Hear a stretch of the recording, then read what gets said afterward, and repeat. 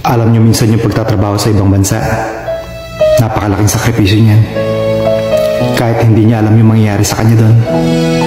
Kung suweswertein ba siya, o kung makakaipon ba siya.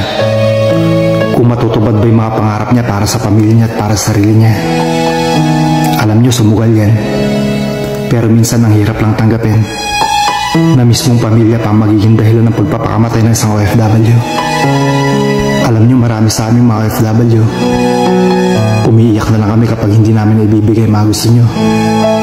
Kasi akala niyo, ayaw namin magbigay. Hindi niyo alam, dinadamdam namin yan. Kapag masama ang loob niyo sa amin, umiiyak na lang kami.